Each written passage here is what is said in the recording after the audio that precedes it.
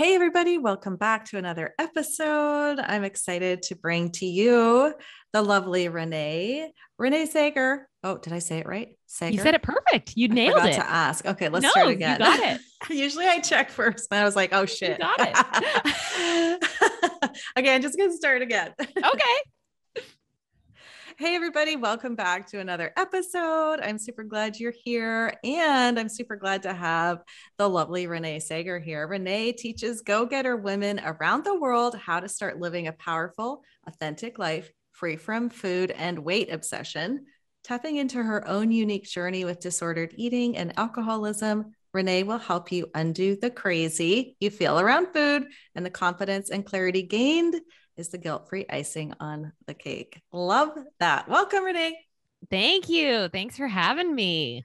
Absolutely. Yeah. I'm excited for this conversation. I feel like we're going to have lots of amazing stuff to get into. I know I have my own journey with this, but let's start with you. Like, tell us a little bit about how you came to be in this place of helping women in this way. Yeah. So my own food, and I got here because of my own journey. So I kind of started developing a, shall we say, stressful relationship with food around age 14. And that was when I first started to realize that I could kind of control and manipulate my body, but also my emotions in a certain way by food, through food and exercise. And it started off very harmlessly, I think, for many people out there of I just want to tone up. I just want to lose like 5 pounds. Right. Mind you, I'm 14, 15. I'm like, going through becoming a person, like, my body was going to be changing so much, but when you're there, you don't think about that stuff. And it was just really kind of off to the races for me. I've always been a pretty high intensity, kind of gal. I've got a lot of energy, but I also do things to extreme. I've always been like, if I'm going to do a little, I'm going to do a lot. Mm-hmm. And so I really took that mindset in with me with food, and, the compliments and comments that started pouring in over my body was just the confirmation that I needed, that like, yeah, I'm doing something here. Like, I'm doing something good here. You're getting that validation. Yes. And there was a lot of like, tell me how you do this. Tell me what you eat. Tell me how you stay motivated. Give me your food plan. And I was just like, I didn't really think too much about it. I just was like, just don't eat it a lot and work out more. And there you have it. But it kind of quickly took on this life of its own, where, it started with just being a little more, quote, mindful of what I was eating, to just full on obsession. Like, in all of my notebooks, there would be calories tallied up. I would constantly look up how much I should be eating in a day online, nutrition information at any place that I was going to go eat at. Like, like, what age were you at when this started? Still 14, 15, still teenager. 16. Yeah. Mm-hmm.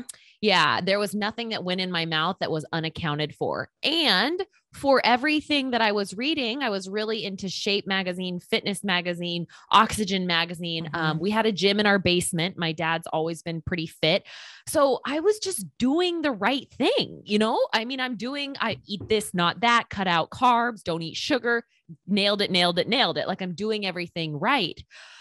And then, there started to become this thing where the evenings would come around and I just started turning into this monster.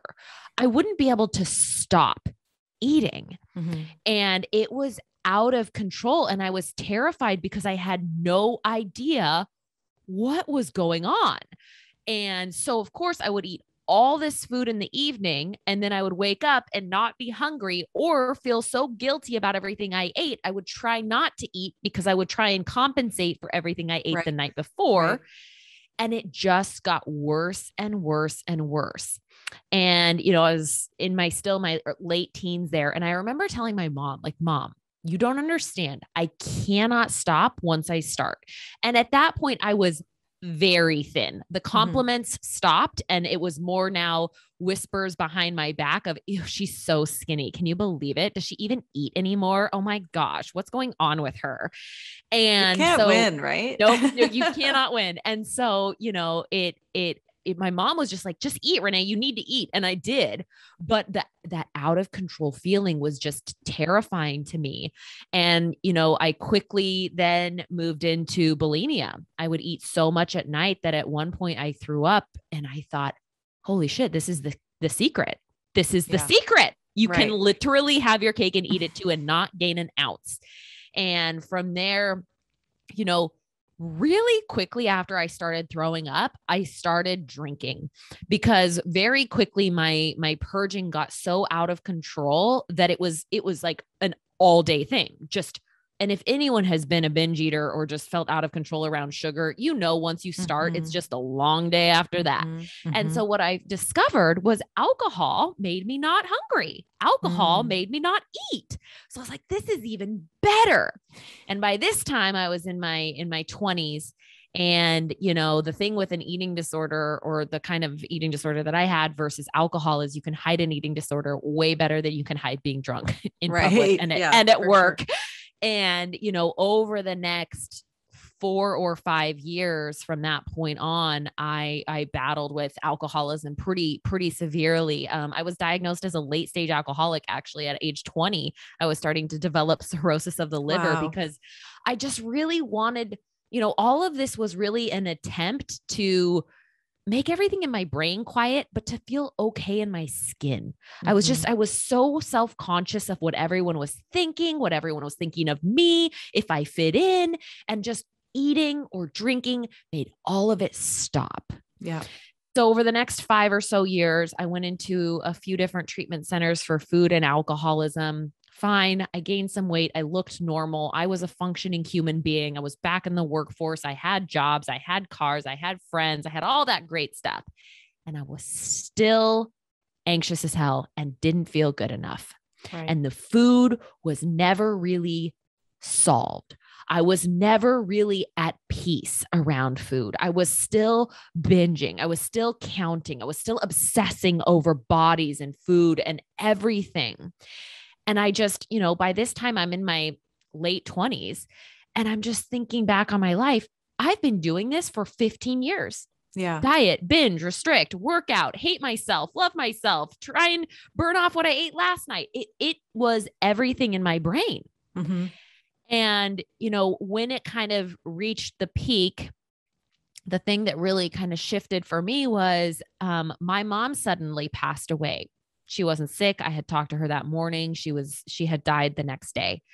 And that really put into perspective the kind of fragility that we have in life, you know, and how limited our time can be. And when I thought even more about how much time I had spent chasing abs, chasing a more toned body, chasing the perfect way to eat, I was like, damn, I barely have anything to show for this.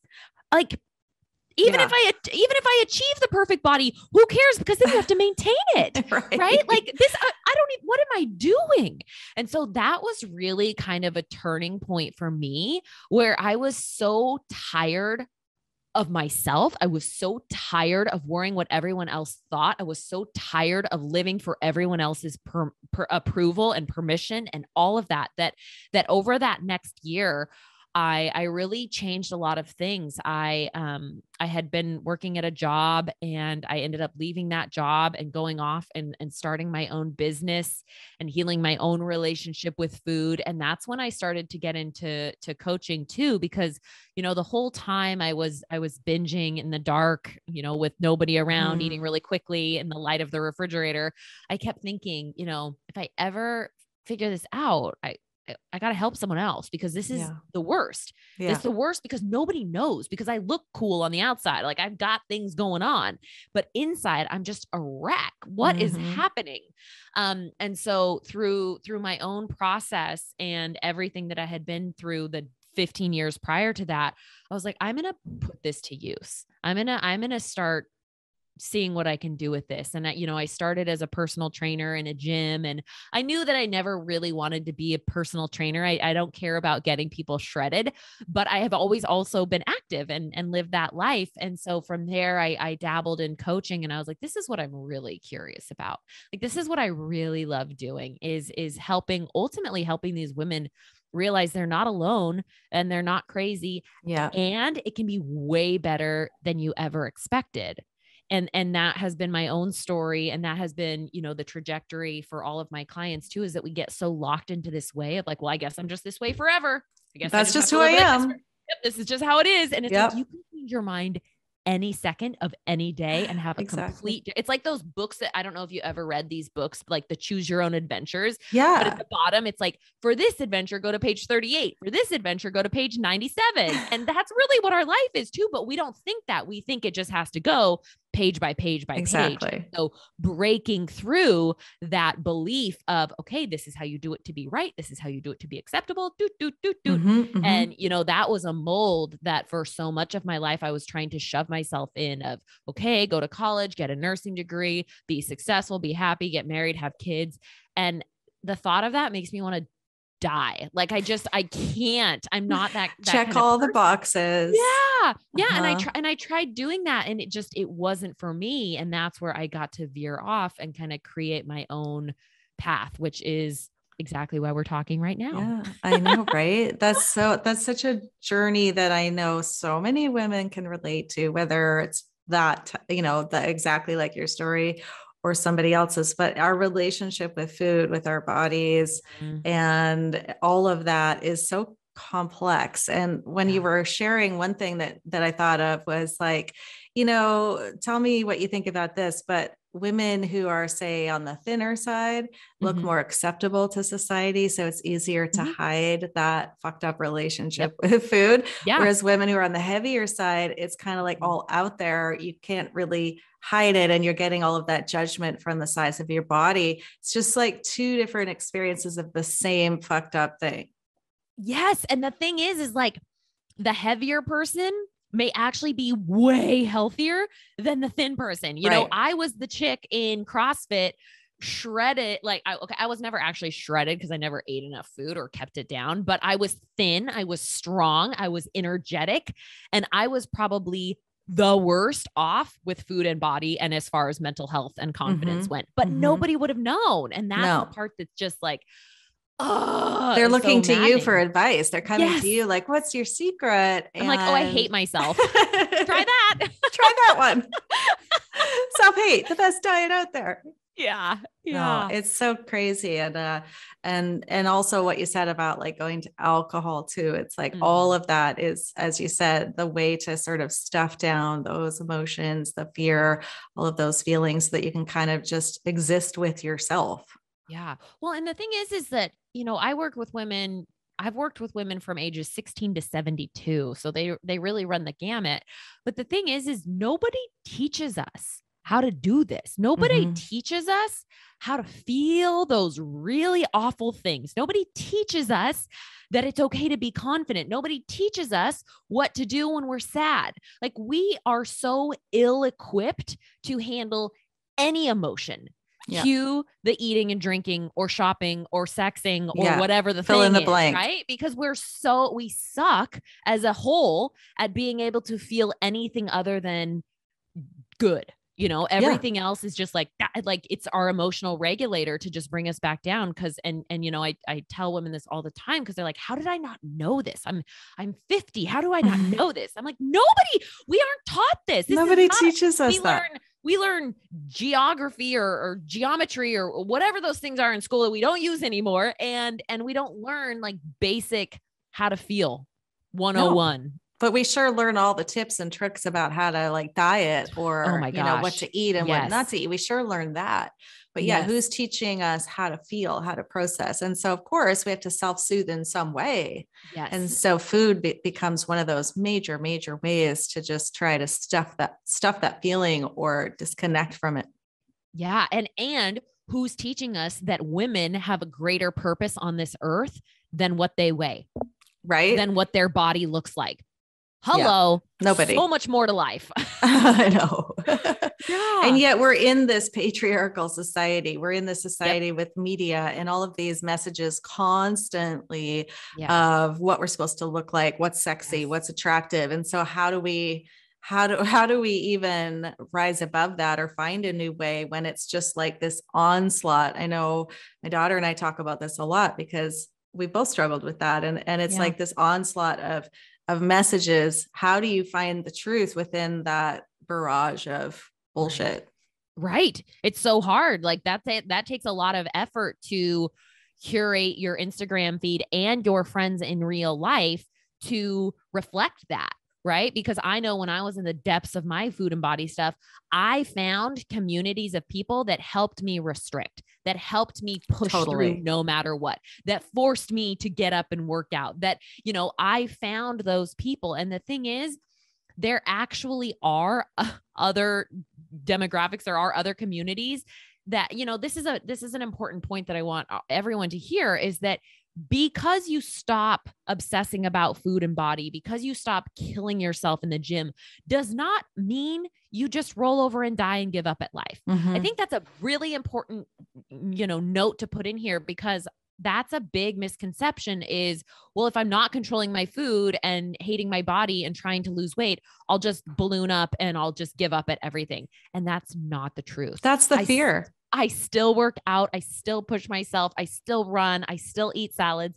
And like, I love my life and my body, and I don't have to obsess weighing myself 10 times a day or counting macros and blah, blah, blah, blah, blah. Like, there's this beautiful middle land that rarely gets talked about of, you can eat a Snickers and then go work out really hard, or you can have a super, killer boot camp class and then go home and watch Netflix for the next 6 hours. Like, Mm-hmm. that's the beauty, is just, you can have a green smoothie and then a cheeseburger and a milkshake later. It's finding that balance, which again does come back to shifting our importance and our values from just the shape of our body to so much more, like Right. your relationships, your interests, what makes you laugh, who makes you feel alive, traveling, being out in nature, all of these other things. When we can kind of rise those up, how our body looks is still important. I don't think we ever get to the point where we're like, whatever, I don't care what I look like, especially as women. I know I haven't. I still think about it, but it's not the end all be all. Right. I think some women do it. And I have had those periods of time where it's like, I don't care. I just Yeah. don't care anymore. I don't want to care about what I look like. I don't want to care about what I'm eating. Yeah. It's like burnout from like all the Yeah. years of like caring Totally. so much that it's almost like I just need to not care for a while. Yeah. And then I find myself after a period of time being like, okay, I feel like I'm ready to address that again. So Yeah. it's such a give and take of that, where we're Yeah. at any given time. But I think that's super important to address. And one thing that I see a lot that I think can be confusing online is we've got the body positivity movement now, which is Yeah. great, right? Like just accepting all bodies. But then I always see women piping up and saying like, well, you're just glorifying being obese or an unhealthy lifestyle. And then there's this whole debate, Yeah. and it's all women arguing with each other about Yeah. what's right. And it's just crazy to me that like we are all just sort of judging each other for our journey. Mhm. But I think ultimately we're all just trying to find like some peace with ourselves. Yes. Yeah. I mean, that's exactly it.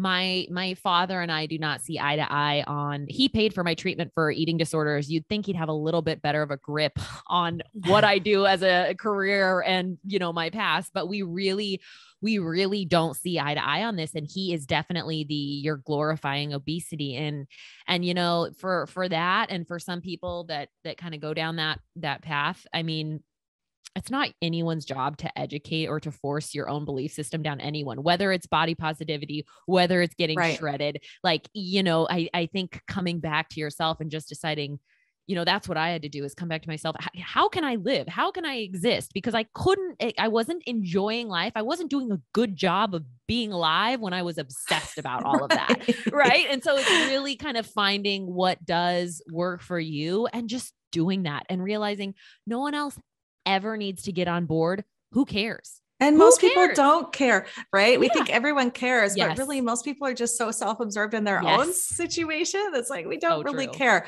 And no, I love that. And like you said, like, just how are we humaning? Like I Mm-hmm. find for myself, like I used to be the total dieter, like every Mm-hmm. diet, I always tried it. That was my Yeah. thing. And, when I came out of that sort of diet culture, it was like, I don't know how to feed myself anymore. Yeah. I Yeah. don't know. I don't know how to feed myself if I'm not being told by someone else what to eat. And it just freaked me out. Yes. That's such a good point. Is just the how, right? How do we go from following all of these rules, literally calculating to the point of what we should Yep. be eating, to just this free for all? And there is, there are certainly steps, especially if I ever worked with someone, it wouldn't be like, well, go figure it out. Like there are Yeah. definitely things, but there is a little bit of, I mean, that can be scary as hell when you Oh, go yeah. your entire life obsessing by the number on the scale, obsessing by the number of almonds or carbs that you're consuming, to Totally. allowing yourself. And so that's why it can be really helpful to work with someone in some capacity while you go through this, Mm-hmm. to just like check in, am I crazy? Is this cool? Can I be doing this? Should I be eating this? Yes. Because dieting really does rob your self trust. It's telling you, if you're hungry, don't eat. If you're full, you always push past it because you've been starving. It's telling you to check the scale. It's telling you to see how your pants fit. It tells you all of these external things and completely eliminates any self trust that you would have had with yourself. In fact, let's say you've been doing quote unquote, I'm not, let's just say you've been eating in a way that feels good. You've been living your life. Your Right. sex drive is back. You feel amazing. And then you stand on the scale and it's 9 pounds up. Holy shit, I can't trust myself. What am I Right. doing? I can't let Right. this go. But it's like, oh my gosh, you're living though. You're eating and you're traveling and you're having fun and you're being social. Like, let's think about that Mm-hmm. for a second Mm-hmm. and not just this number on the scale. Yes. Yeah. So true. And even when you're talking about the restriction and the control, it gives me the sort of the little heebie-jeebies, Oh, because it's like, yeah. I can so relate to that. And that feeling of Yes.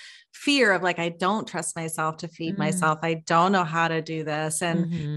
when I lived in Spain for 2 years, and I did kind of go to that place of just like living life, like it's the Yeah. European lifestyle. We're all just out drinking sangria, eating great Yes. food, walking a lot, but it was great. And did I gain weight? I did, Sure. but I was like, okay with it. I was happy. And then when I decided like, okay, I want to like feel better, get healthier, I started, just addressing that. But Yeah. yeah, it's just terrifying to come out of the super control rigidity into Mm-hmm. this sort of no man's land of like, what do I even do? So like, yeah, Yeah. I agree with what you're saying of like having Yeah. somebody to walk you through that, Yeah. because it feels very lonely and scary. And it's Yeah. just you and your scale Yeah. in the Well, and it bathroom. really, that path, that, bridge really is kind of a rite of passage, I believe, to complete freedom around food, Mm-hmm. because we go from this like intensity, just obsessing and counting everything and restricting, and we go through this phase, this window where we eat. I don't know about you, but it's very common. There's a term for it. It's called legalization, where you eat more of the foods that you've previously restricted, Sure. and you often gain a little bit of weight. And this is the rite of passage that nobody wants to go through, because why on earth would you? But Mm-hmm. then you get to the other side and your weight balances out and everything gets calm, and suddenly there's donuts and you don't care. There's ice cream in the freezer and you forget about it. You're able to exist in the house with chocolate in the cupboard, all because you finally created that safety with all of this food, instead of, oh my God, is it in there? Is it in there? Okay. Is it in there? Okay. I'm not going to eat it. I'm not going to eat it. Fuck it. I'm just going to eat it and get it out of the house. And then I'm Yeah. never going to buy it again. Right. Eat all the You chips so get, that I don't have them in the yes. house, and I'm never Yeah. eating that again. Yeah. You get to develop that like safety, and it's absolutely possible, but there is a window in there that's a little bit scary, and you'll totally make it through, and it's way better on the other side. It's like your nervous system has to get comfortable with Mm-hmm. the access, like the Yes, freedom, because for totally. people who have, for women who've dieted so much or restricted so much, your nervous system is kind of like cool with that. It's like, yeah, we Mm-hmm. feel safe here. It feels like we're in Mm-hmm. control. And then when Mm-hmm. you let the reins off and you let yourself get out there and run around free, it's like, holy crap. So like I when you're saying that too, it sounds to me like there is that period of recalibration for your nervous system so that you can actually, like you say, feel safe to have food in the house. And yes. did you find that? Did you go through that period of the, as you call the legalization? Did you gain some weight? Like what was that period for you? Yeah. And I love the word you use on like recalibrate. That's such a beautiful word for that. I love that. But yes, I did. So I went through, for me, it was about 6 months. And I just ate a lot. I just ate a lot. I just ate a lot of food. And I wasn't all day binging, but it was just a little bit more indulgent. Like, yes, I want the super decadent entree. And yes, I want the dessert. So that happened some, but a big thing for me was almost every single day for 6 months, I had cereal in the morning and a big ass bowl of ice cream in the evening, because cereal and ice cream were two of my biggest binge foods. Like I can't tell you how many things, packages, cartons of those that I had gone through, but I knew I was like, okay, I want to normalize this. And I'm going to eat cereal and I'm going to eat ice cream, like real cookies and cream, amazing ice cream. Not the skim fat. Yes, not the low fat frozen yogurt, no sugar added, protein enriched bullshit. I'm going to eat real ice cream with chocolate sauce. And like, I'm going to do this. And, again, I wasn't binging. I wasn't, if you would have followed me around for the day, you never would have been like, whoa, she is like really packing in the food. Right. I just ate more than I was used to eating. And I gained some weight for that. And it was scary and it was uncomfortable. And eventually I just kind of got to the point where, it wasn't that I never want ice cream anymore. So Janine Roth kind of has this thing of if you eat all the cookies, eventually you'll never want cookies again. Listen, I ate a ton of ice cream and I still love ice cream. It's one of my top 3 favorite foods. It's not that you never want it again. It's the energy at which you are thinking about it or eating it is way calmer. So it's like, yeah, ice cream sounds good. And I don't need any. Like I've had it for the last 3 nights. Maybe I won't have any tonight. Right. And it's just that, it's just making that decision. It's not that we never want it. It's not that we never want chocolate cake. It's not that we never want, lasagna and garlic bread. It's just like, I don't know, man. Like, I know I should probably have some greens and yeah, let's go out for lasagna on Saturday and we'll make it a thing. But for now, let's just stay in and eat this. So it's not that restrictive way of thinking. It's just that calm. It's so calm.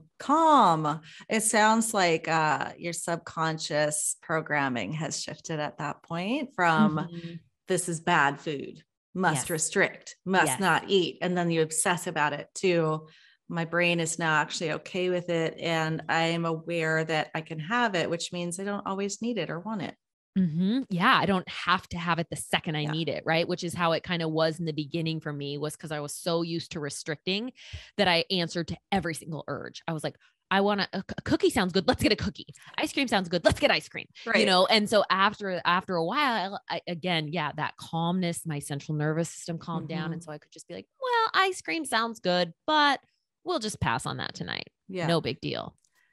It's, I need to hear this as you're talking. I'm absorbing it. And I think so many women need to hear these kinds of conversations because we have to change the narrative around our relationship with food and our relationship with our bodies. And as you're talking, I was reminded of, there's these 2 women on TikTok and they, decided for 30 days, they're only eating Tim Hortons, which is our Canadian version of like Dunkin' Donuts. Right.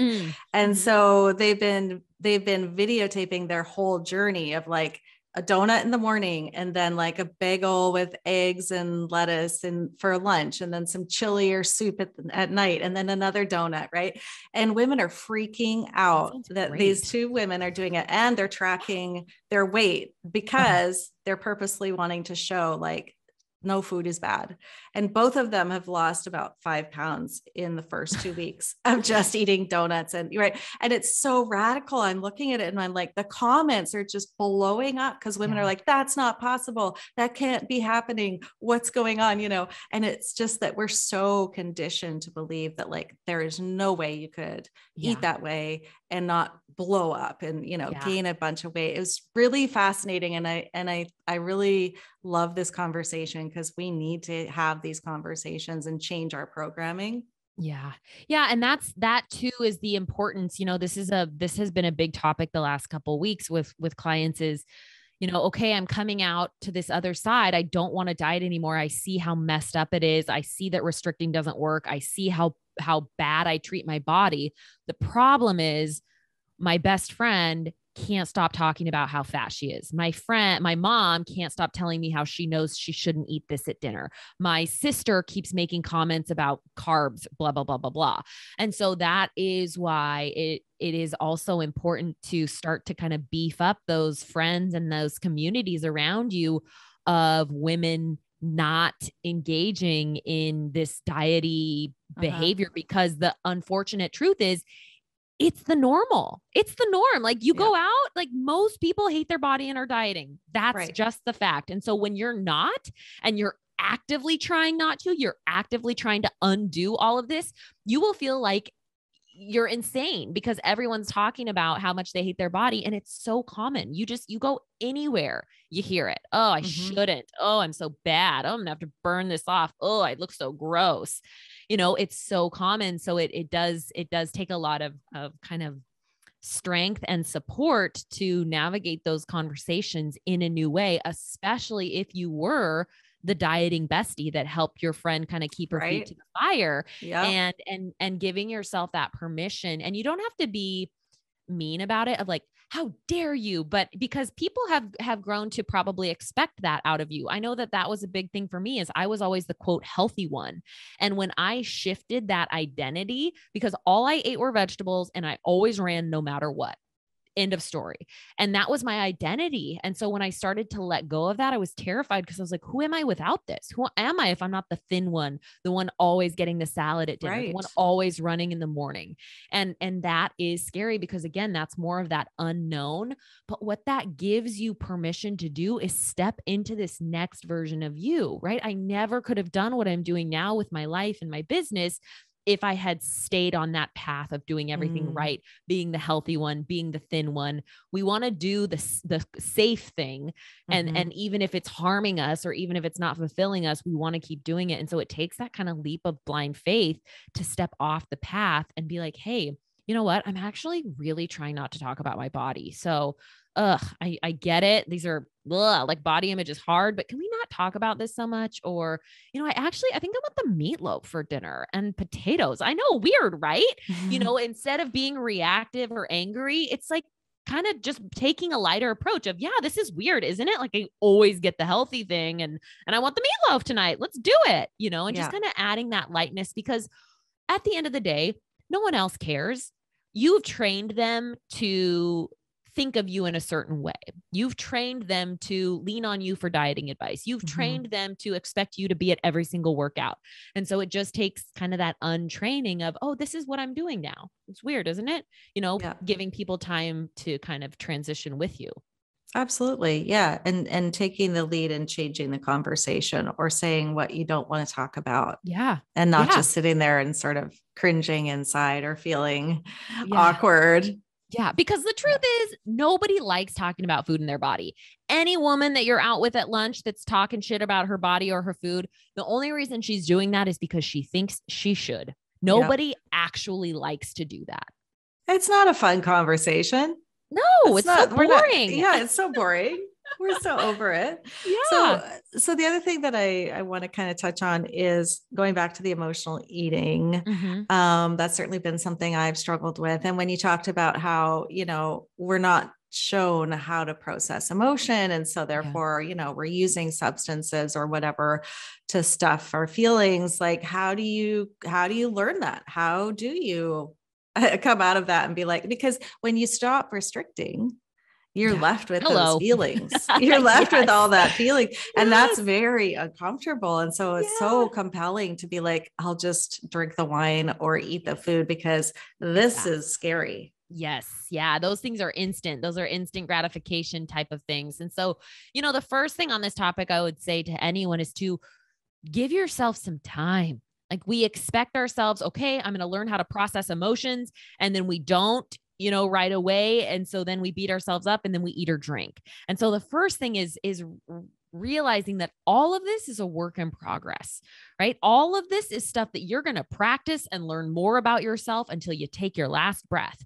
There is no, well, and I've officially, like, I get the award for I'm good processing now. emotions. Yeah. Yeah. It's just because you're always going to be hit with new situations in your life, right? Kids going to college, a huge bill, a stressful thing at work, a breakup, all of these things that you've maybe never been come up against. So you're not going to know how to go through them. And so the first thing is just giving yourself a little grace to start to figure this out. And, you know, the second thing that has been really helpful for me are these kind of two things. Is one is to take 3 deep breaths. We often get very reactive and we go straight to the food, straight to the booze. We say things we regret. And that's because we're just so hyped up. And so the first thing is just take 3 deep breaths. It gives you some time to get some oxygen to your brain. And it actually tells yourself, hey, we're cool. Like, things are okay. It gives you a second to just calm down. Right. The second big thing is to differentiate between the facts of the situation and your drama about the situation. So, you know, if it is your body, I tried my jeans on and they didn't fit. They were tight. Facts. What do you make that mean? I'm unlovable. Everyone's going to leave me. Everyone's going to think differently about me. I'm never going to be successful. I'm never going to be attractive. I'm never going to stop eating. I'm never going to stop gaining weight. Right. And start to be fascinated by that instead of shaming and judging yourself. Yes. We I are love that. so quick to slip down that slide of shame and judgment. And instead, and this takes practice. It is intentionally directing your brain back to, you know what? We're not doing that today. Jeans are tight. You know what we're going to do? We're going to get some other jeans. End of story. Like, stop being so indulgent in this guilt and shame stuff. Notice it, let it be there, and then intentionally decide what you're going to do. That's going to really elevate your decision-making process as well when you're not running off so much emotion. And this is coming from someone that's extremely emotional and like, you know, so this is something that, again, I practice all of the, like, I literally practice what I preach here, where I have to take 3 deep breaths and I have to say, Renae, what the hell is really going on? Like, what are the facts here? And what is everything else that you're making up or assuming or thinking into the future about? And that just really helps ground me. And, you know, it is learning to feel uncomfortable. It's, you know, we're so quick to pick up our phone and drink and eat and shop and do all this stuff. And so it's starting to extend that window of period where, okay, yeah, this feels terrible. Here we are. I don't like it. And we're doing it. You know, it's starting to be with those feelings of discomfort or uneasiness or fear and showing up anyways. Yes. Feel the fear and do it anyways. Yeah, exactly. And yeah, I love that. And the 3 deep breaths. And also, like you say, the meaning we place on everything. If the jeans are a little tight, it's like you said, that's just the reality. Yeah. But what does our brain do? It kicks into all the stories about what it means. And now we're screwed because we're back in that place of like hating and judging ourselves. Yeah. And then we just eat more. We do exactly what we don't want to do. Yeah. You know, it just doesn't help. It doesn't help. And when we can start to see it, this is crazy making. Like, this doesn't actually get me where I want to be. That's when we start to do things different. Getting out of the crazy. Yeah. Yeah. But like you said, it's getting comfortable with being uncomfortable too, and starting to do it a little bit more. And then you see you didn't die. It was okay. Yeah. And then you start seeing success because you're showing up for yourself. You're like, oh, I didn't eat the whatever last night, and I feel so much better this morning. Yes. And that gives you a little bit of encouragement too. So yeah, I like that. And it is a long process. Yeah. It takes time. Forever. It's literally forever. Yeah. You know, I always try and be really honest in my marketing and everything that I do. That, I mean, will you be binging forever? No, absolutely not. Like, it changes, but you never, especially the women that I work with, you never stop improving on yourself. Like, you always, you know, and this happens with different ages that you hit, or different, if you have children or different relationships or different cities, like, we're always going to come against circumstances in our life that throw us for a loop. And so Mm-hmm. that's what I mean when I say the work never ends. Again, it's not that you'll hate your body forever. It's not that you'll binge forever. It's not that you'll feel out of control around food forever. I 110% do not believe that to be true, but we do continually work on ourselves. And when Absolutely. we kind of put that into perspective, and instead of seeing it as an end point of like, and I'm done, we can relax into it and kind of enjoy the process a little bit more. Yes. Like there's always growth available to us. I know for me, like I lost 55 pounds last year, but that didn't mean like, ta-da, I'm arrived. It's all good now. Like I'm set for life. It's like, no, I'm still working through, old mindsets and struggling and gaining a little bit of weight and then losing a little bit of weight and finding my balance. And like, it never ends, but that's kind of the beauty of life is there's always more to lean into and to grow and to work through and expand. Yeah. And then it gets fun, honestly. And for some people that are like maybe in their food or hate their body, they're going to hear me say it's fun and want to punch me in the face. But truly, I'm really at the point where the next level of growth is kind of fun. I mean, I really do think of it as an experiment instead of an end point, right? It's just like, what's my next milestone? Let's go. Right? Yeah. Maybe it's food. Okay. Food's next up on the docket. Let's go. Maybe it's a strength goal. Let's go. Maybe it's writing a book. Let's go. Right. Yep. And so instead of seeing it as this end all be all, it's just another milestone on the docket. Like let's handle it. Yeah. And that's the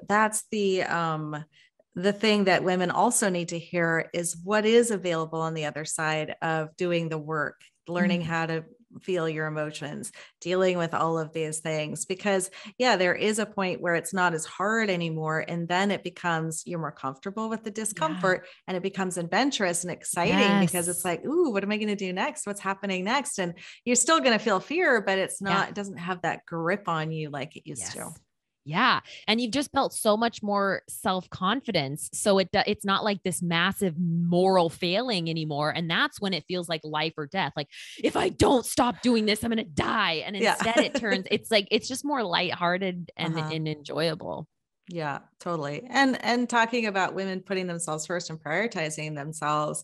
I mean, if we can do our work around food and body image, like you said, we step into confidence and power. We become better leaders. Like this is just one example of so many things that, is available to women when we get out of the bullshit mindsets and the messages we've had that just have been beating us down and keeping us. And one thing that you said earlier, which I totally get, is sort of the mental obsessing, like how much energy are we putting into what do I weigh? How do my clothes fit? What am I going to eat today? What am I not going to eat today? If we don't have to expend that mental energy on obsessing like that, what's possible for us as well when we free up all that energy?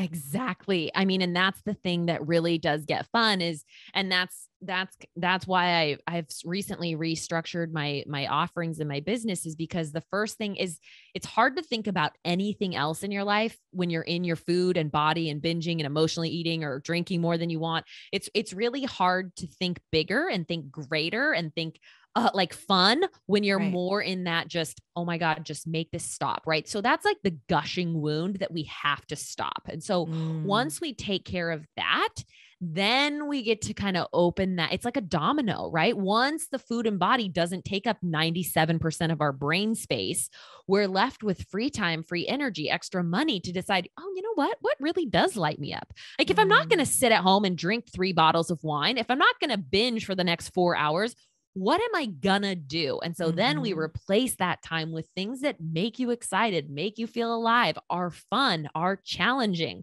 All of these things that you cannot see when you're in your food and body. You just can't. It doesn't exist. We've got to solve that thing first. And then that's when the good stuff really starts happening. Yeah. The gushing wound. I mean, that's such a that's so true. And so like you can't really function when you've got you're bleeding out.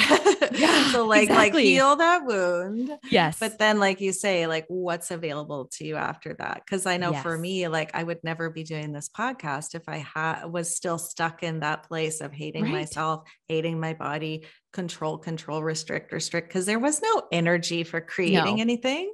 No. So I love that so much. That's I really want the listeners to take that one away of like, Mm. what's possible, what's available, what's on the other side of this? Mm-hmm. Yeah. And we don't know. Like, that's the fun thing. I have women starting side businesses. I have women buying vans that are traveling, that are taking these huge hiking trips, that are starting podcasts, that are writing books, that are like, it's endless. And that is the fun part, is really, it's getting to know yourself. And I always like struggle to find words that aren't just buzzwords, like it's self-trust and it's self-confidence, but that's really what it is. And it's so fun when you start being on your own damn team and really going after what you want. You just, it's electric to be able to show up. And, that's where I think when we work on food and body and we kind of get over that hurdle, so much self-confidence comes from that. Cause as we mentioned earlier, it's the biggest self-trust suck ever. I mean, you are literally fighting against yourself. Yeah. And so when we end that war, it's so much freedom and such a release that you didn't know that you were carrying around. And so that's when those other new opportunities start to kind of pop up. Yes, I love it. Oh my gosh. So, so good. So many things that we need to hear, we need to be talking about. I love how you describe this whole journey to freedom. That's what it is, isn't it? It's freedom. Yes, it is. Yeah. It is. Wow. Okay. I've got a couple of questions for you. Let's do it. Up. Yeah. Okay. So if you could go back in time and say one thing to your little girl self, what would you want her to know?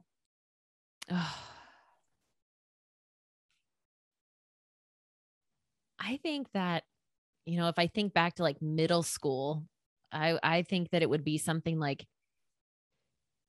it's all going to work out, or it's okay if I felt a lot like an outsider in middle school and grade school. I really didn't feel like I fit in. I had a lot of girlfriend issues back then. Right. And so I think the biggest thing would just be like, you're going to find your people. Don't worry about it. This is totally fine. Don't just keep doing you.